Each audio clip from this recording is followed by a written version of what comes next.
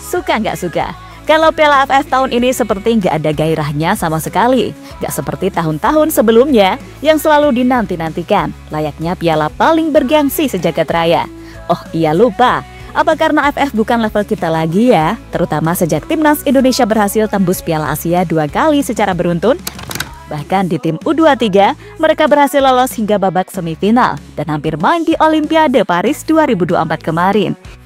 Selain itu, bersama Sintayong, Indonesia kini menjadi satu-satunya wakil ASEAN yang tersisa di babak round 3. Bahkan secara mengejutkan, Indonesia mampu bersaing dengan tim-tim langganan Piala Dunia dan kini berada di peringkat 3 klasemen sementara usai kalahkan Arab Saudi. Dan yang paling serius menatap Piala Ciki ini hanyalah Vietnam. Bahkan mereka sampai menaturalisasi pemain asal Brasil Rafael Son yang kini berubah nama menjadi Nguyen Xuan Son hingga melakukan TC di Korea. Sesuatu yang kemudian membuat Vietnam malah menjadi bahan guyonan bagi tim-tim lainnya sebab mereka tampak begitu ambisius bisa memenangkan Piala AFF tahun ini.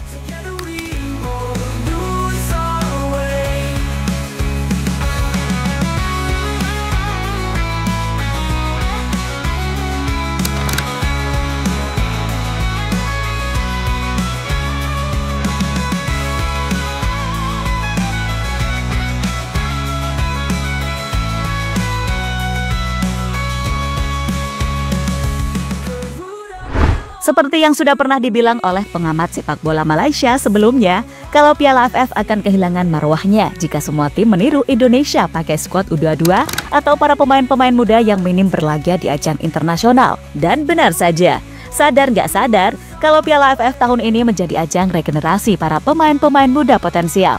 Seperti Indonesia contohnya yang tampil dengan mayoritas U22. Pun begitu dengan Thailand serta Malaysia yang nggak memasukin pemain-pemain terbaik mereka. Bahkan Laos yang notabene tim gurem pede loh nurunin skuad mayoritas U22 di ajang Piala AFF kali ini. Ya dari semua tim, mutlak hanya Vietnam sih yang benar-benar serius dalam mempersiapkan timnya. Mulai dari TC ke Korea sampai menaturalisasi pemain asal Brasil Rafael Son yang kini berubah nama menjadi Nguyen Xuan Son. Lebih dari itu, para pemain andalan seperti Nguyen Tian Ling, Kwan Hai dan Philip Nguyen diikut sertakan oleh sang pelatih Kim Sang Sik. Tentu saja, dengan persiapan yang tertata dan sangat meyakinkan ini, sebenarnya apa sih target Vietnam di Piala AFF 2024? Harusnya sih juara. Nah yang menjadikan Vietnam ini semakin lucu, Kim Sang Sik selaku pelatih baru-baru ini mengatakan kalau ia tidak menargetkan juara, minimal final. Urusan juara atau tidak, lihat nantilah, kan kocak. Udah pakai skuad terbaik dan paling niat di Piala AFF tahun ini, pelatihnya malah gak percaya diri. Target tim Vietnam dan saya pribadi adalah lolos ke final. Untuk mencapai tujuan tersebut, kami harus fokus ke setiap pertandingan, raih kemenangan setiap pertandingan untuk mencapai final, ujar Kim dikutip dari CNN Indonesia.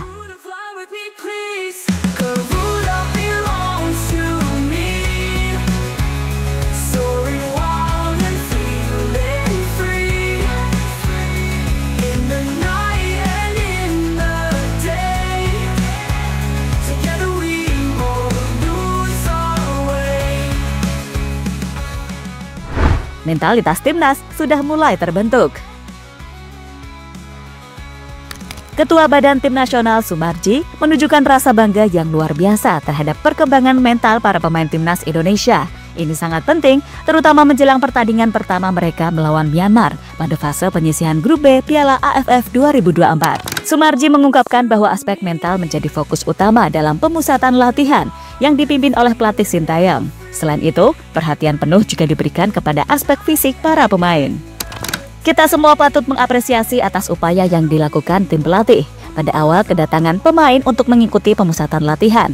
Yang diutamakan ialah fisik dan mental, tutur Sumarji dikutip dari YouTube Nusantara TV. Sumarji juga menambahkan bahwa para pemain telah membangun chemistry dengan cepat meskipun hanya memiliki waktu singkat sebelum pertandingan. Artinya, ada satu sesi di mana pemain timnas Indonesia berkumpul sendiri untuk menyamakan persepsi, menyatukan hati, tekad, semangat, dan harapan. Ini juga menjadi bagian yang penting.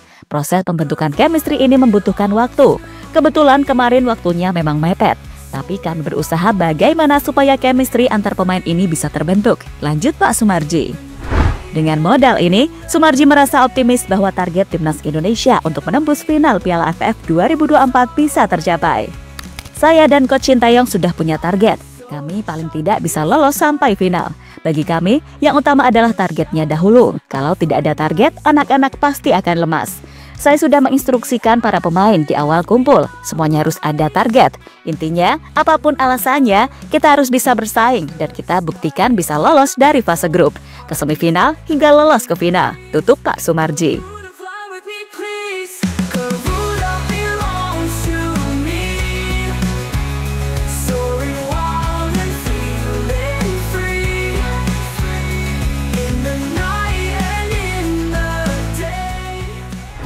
Vietnam andalkan 4 pemain kunci mereka. Untuk bisa menjadi juara di Piala AFF 2024 ini, Vietnam akan mengandalkan para pemain-pemain kuncinya. Pertama ada Nguyen Thanh Linh. Sosok striker berusia 27 tahun ini dikenal sebagai penyerang ganas timnas Vietnam. Thanh Linh sudah mencetak 4 gol ke gawang timnas Indonesia, baik di kualifikasi Piala Dunia 2022 zona Asia maupun di Piala AFF 2022. Dengan postur 178 cm, Thanh Linh akan menjadi ancaman nyata bagi lini pertahanan Garuda. Lalu ada Bui Hoang Việt An, bek berusia 25 tahun ini adalah tembok pertahanan kokoh bagi Vietnam. Tampil dalam 2 edisi Piala Asia U23 dan meraih medali emas SEA Games 2021. Việt An memiliki pengalaman dan ketangguhan yang sudah teruji. Dia bisa menjadi tantangan bagi penyerang-penyerang timnas Indonesia. Selanjutnya, Nguyen Quang Hai. Gelandang berusia 27 tahun ini merupakan pemain kunci di lini tengah Vietnam. Quang Hai memiliki kemampuan individual yang mumpuni dengan kaki kiri yang mematikan. Pemain kelahiran 12 April 1997 ini memiliki 42 caps bersama timnas Vietnam dan pernah mengantarkan Vietnam meraih gelar juara Piala AFF pada 2018. Kini, dia telah mencetak 3 assist dari 9 laga di V-League One 2024-2025. Dan yang terakhir ada Nguyen Xuan Son. Striker naturalisasi asal Brasil ini akan menjalani debut di Piala AFF 2024. Dikenal sebelumnya sebagai Rafael Son, penyerang berpostur 185 cm ini sudah mengemas 14 gol di berbagai ajang untuk Nam Dinh FC dan mencetak 31 gol pada musim lalu di V-League One. Kehadirannya sebagai penyerang baru menambah kekuatan serangan Vietnam.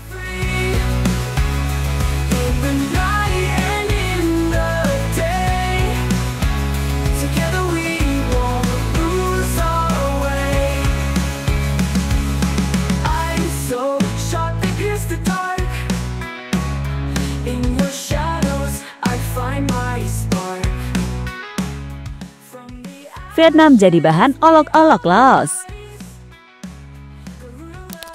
Sementara itu, jika melihat sikon yang ada, pada akhirnya membuat Vietnam malah jadi bahan guyonan tim-tim yang bahkan statusnya non-unggulan. Laos contohnya, di mana mereka tampak santai dan gak ngoyo buat membuktikan diri. Dan di AFF tahun ini Laos secara mengejutkan justru pilih ikut cara main Indonesia, yaitu dengan menurunkan pemain-pemain mayoritas U22.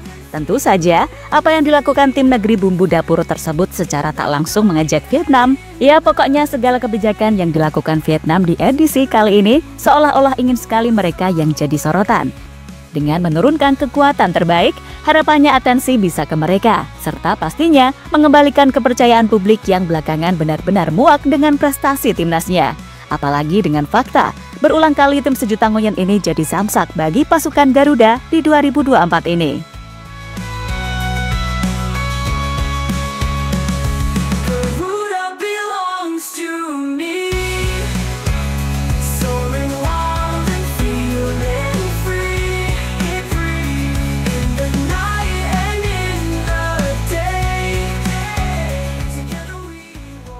Thailand, belum tentu Vietnam bisa kalahkan U22 Indonesia. Sementara itu, melihat reaksi dari tim-tim rival terutama Malaysia dan Vietnam yang kita tahu protes mulu gara-gara Indonesia menganggap remeh Piala AFF, membuat Thailand pun gak tinggal diam. Ya, menurut Teraton Bunmatan, melihat segala yang terjadi di timnas Indonesia, ia mengaku sama sekali nggak kaget, sebab pada 2021 lalu saat Thailand mengalahkan Indonesia di final Piala AFF, ia melihat dalam 1-2 tahun ke depan setelah itu, Indonesia akan punya tim yang menjanjikan untuk bersaing di level Asia. Dan semua itu terbukti nyata ketika sebagian besar skuad timnas yang muda-muda itu berhasil lolos ke round 3 kualifikasi Piala Dunia, serta menembus 16 besar Piala Asia level senior. Kemudian jangan lupakan juga kesuksesan masuk semifinal di Piala Asia U23. Baginya, dengan stok pemain yang melimpah, apalagi dengan adanya pemain keturunan, Indonesia benar-benar sudah jauh berkembang dari segala sisi. Ya, senada dengan Teraton, mantan pelatih timnas Thailand Manu Polking, yang juga pernah memprediksi kalau Indonesia bakal punya tim yang menjanjikan benar-benar merasa takjub. Sebab dalam waktu sesingkat ini, perkembangan timnas Indonesia benar-benar signifikan. Bahkan ia pun sedikit menyentil tim-tim tetangga, khususnya Vietnam untuk gak usah banyak protes. Sebab ketimbang seperti itu, mending media di sana fokus dan terus mengkritisi segala hal yang terjadi dengan Vietnam yang saat ini sedang dilanda kemunduran. Ya, menurut pria berpaspor Brasil itu, mengakui kalau saat ini perkembangan tim muda di Indonesia sangat progresif. Akan tetapi di satu sisi, ia juga berharap kalau Thailand juga jangan sampai kalah. Sebelum ini, saya sudah yakin Indonesia memiliki masa depan yang cerah dan itu mulai terbukti. Sekarang Anda bisa lihat, Indonesia memiliki banyak pemain muda dan sangat progresif. Tapi saya juga yakin kalau Thailand akan bertarung dalam situasi apapun. Mereka juga punya pemain-pemain berkualitas dan berpengalaman. Ucap Polking dikutip dari VN Express.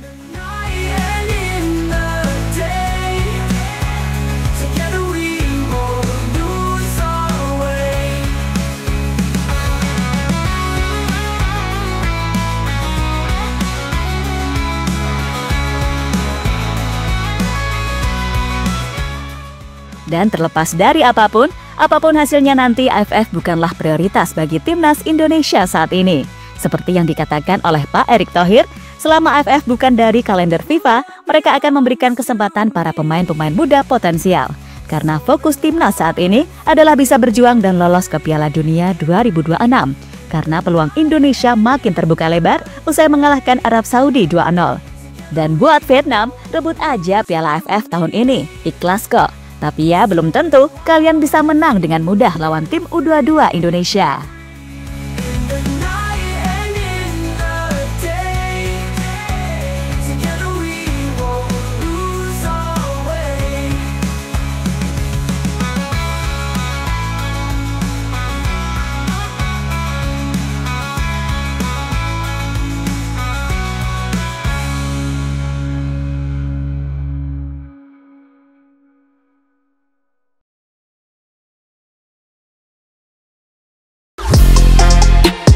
Halo, izin iklan sebentar ya guys. Jadikan ruangmu bernuansa timnas. Temukan beragam poster dinding, sepak bola dan timnas dengan desain menawan, kualitas premium dan harga yang tidak akan menguras kantong. Segera klik link Shopee di deskripsi video ini dan dukung timnas dengan sepenuh hati. Mulai dari dinding rumahmu.